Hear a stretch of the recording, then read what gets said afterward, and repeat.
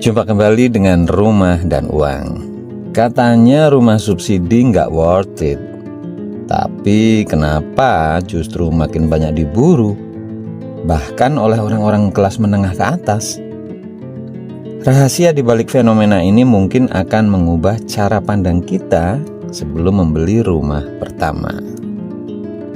Iqbal berdiri di depan sebuah pintu rumah subsidi yang baru selesai dibangun.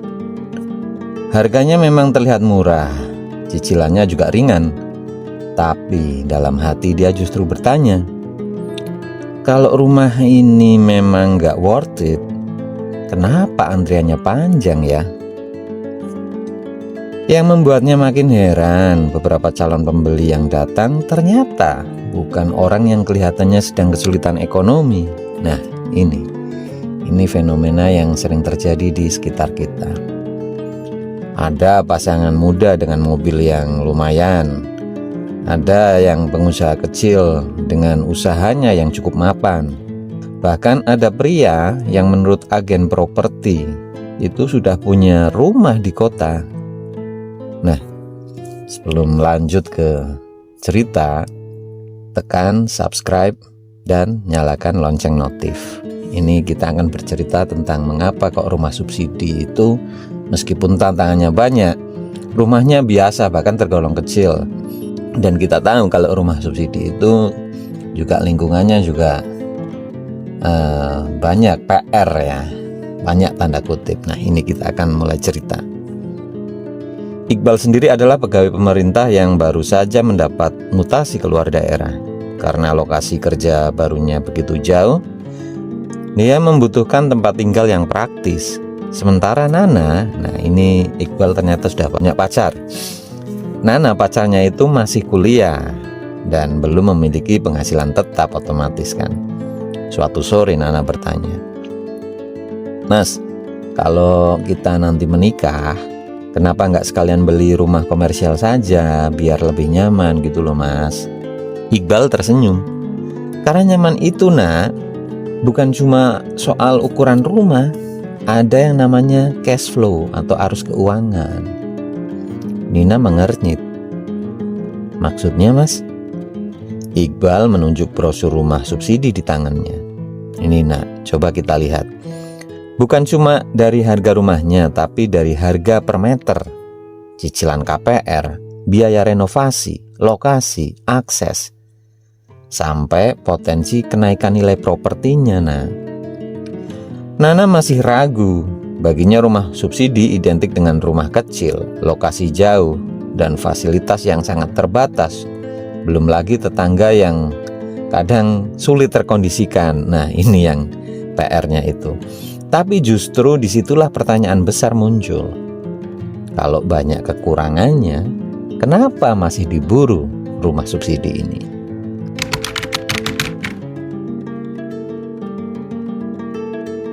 Beberapa hari kemudian Iqbal mengajak Nana menemui agen properti. Agen itu menjelaskan bahwa alasan pertama rumah subsidi tetap menarik adalah entry cost yang relatif rendah. Nah, ini memang yang tidak bisa dipungkiri. Biaya yang rendah terhadap rumah subsidi itu yang menjadi magnet untuk semua kalangan masyarakat. Bagi orang yang belum ingin menghabiskan banyak uang untuk tempat tinggal, rumah subsidi bisa menjadi cara untuk masuk ke pasar properti tanpa harus menyediakan dana sebesar rumah komersil. Jadi bukan berarti rumahnya yang paling bagus, kata Iqbal. Tapi struktur keuangannya bisa lebih ringan. Nana mulai memahami konsep cash flow. Jika penghasilan seseorang terbatas atau masih memiliki kebutuhan lain, cicilan rumah yang terlalu besar bisa membuat keuangan rumah tangga menjadi sesak. Berarti yang dicari bukan rumah termurah ya Mas ya, tapi cicilan yang nggak menghancurkan arus keuangan rumah tangga ya Mas? Tanya Nana. Iqbal mengangguk. Nah, akhirnya kamu tahu kan, itu betul. Rumah itu aset memang, tapi cicilannya tetap kewajiban kan? Jangan sampai punya rumah bagus, tapi setiap akhir bulan hidupnya malah megap-megap. Disinilah kelas menengah pun bisa tertarik. bukan karena mereka tidak mampu membeli rumah komersil, tetapi karena mereka menghitung alokasi modal. Daripada seluruh dana terkunci di properti, sebagian uang bisa tetap digunakan untuk dana darurat, investasi, pendidikan, atau ini yang sering terjadi di sekitar kita, yaitu digunakan untuk modal usaha. Biar uangnya muter, menghasilkan lagi, dan bisa untuk mencicil rumah itu, dan rumah itu malah bisa menjadi investasi. Itu kata mereka. Rumah subsidi akhirnya bukan selalu pilihan karena nggak punya uang, tetapi bisa menjadi pilihan karena seseorang ingin menjaga likuiditas.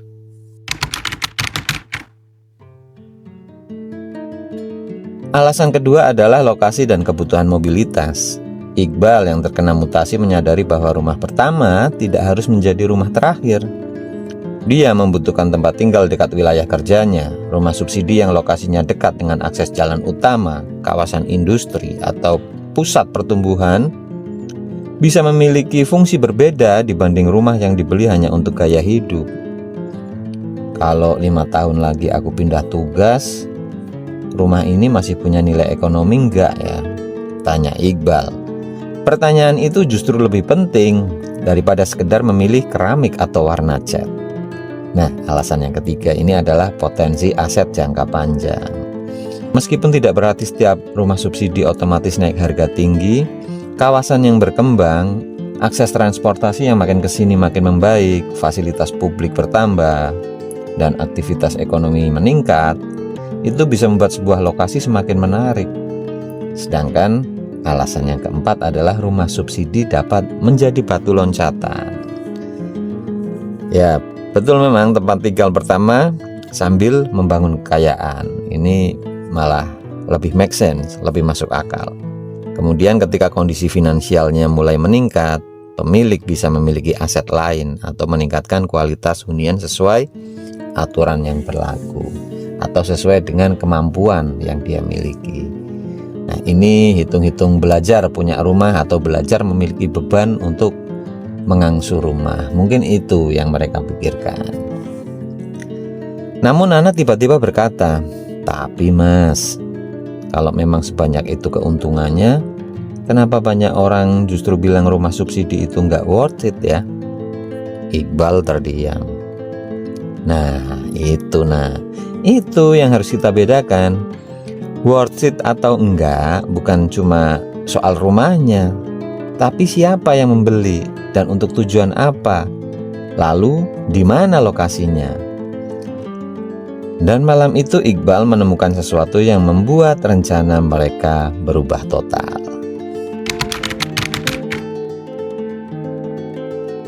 Iqbal baru mengetahui bahwa salah satu rumah subsidi yang mereka incar ternyata sedang dibicarakan oleh seorang investor. Orang itu bukan keluarga berpenghasilan rendah loh, bahkan sudah memiliki beberapa aset. Ini yang membuat Nana kaget. Loh, bukannya rumah subsidi punya aturan kepemilikan dan peruntukan ya Mas? Iqbal mengangguk. Makanya jangan cuma melihat harga murah lalu berpikir bisa bebas diperlakukan seperti properti investasi biasa.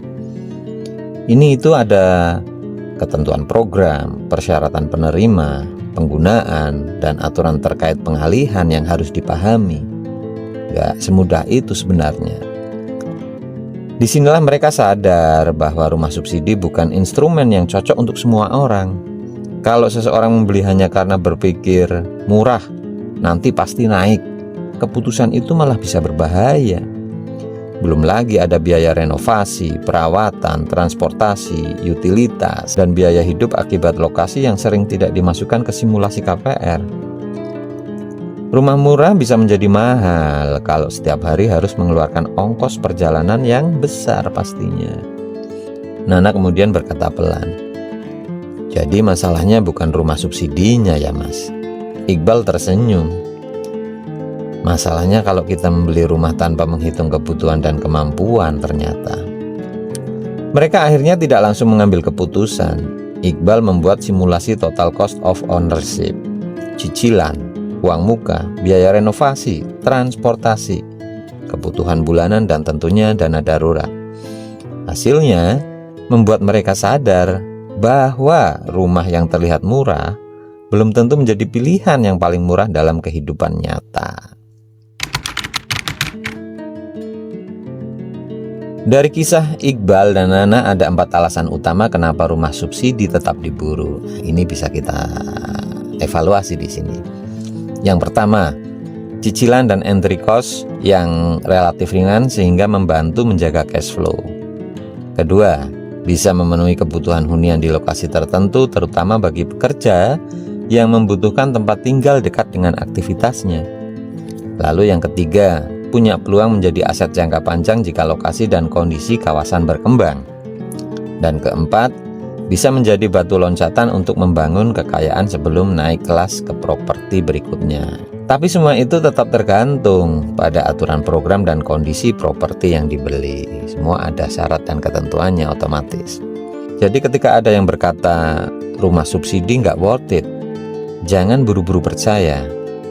Begitu juga ketika ada yang mengatakan rumah subsidi pasti menguntungkan. Nah, ini keduanya bisa salah, makanya kita harus cermat menyikapinya. Properti harus dilihat dari harga beli, lokasi, legalitas, kualitas bangunan, akses, biaya kepemilikan, kemampuan membayar, serta tujuan pembelian. Rumah yang buruk bagi satu orang bisa menjadi keputusan finansial yang masuk akal bagi orang lain. Makanya kita harus mengukur kemampuan diri kita sendiri, mengukur apa yang kita butuhkan, bukan apa yang kita inginkan. Iqbal menutup brosur rumah itu dan berkata kepada Nana, "Nah, rumah pertama gak harus sempurna kan? Yang penting jangan sampai rumah pertama justru menghancurkan keuangan pertama kita. Itu yang harus kita garis bawahi." Nana tersenyum, dan mungkin itulah pelajaran terbesar dari rumah subsidi. Jangan membeli rumah hanya karena murah, dan jangan menolak rumah hanya karena subsidi. Ini harus disikapi dengan bijak. Hitung dulu apakah rumah itu cocok dengan kehidupan dan keuangan kita. Oke, sekarang kita ingin dengar komentar dari rekan-rekan semua. Kalau Anda berada di posisi Iqbal, itu Anda mau pilih rumah subsidi dengan cicilan ringan atau rumah komersial yang lebih nyaman? Atau Anda juga punya pengalaman sendiri atau dari teman-teman, monggo drop di kolom komentar. Jangan lupa subscribe ya. Jangan lupa subscribe dan share ke teman-teman yang sedang cari rumah. Ini mau rumah subsidi atau rumah komersil atau malah bangun rumah. Nah, ini channel Rumah dan Uang cocok untuk kita simak sebagai bahan pembelajaran. Sampai jumpa di episode selanjutnya.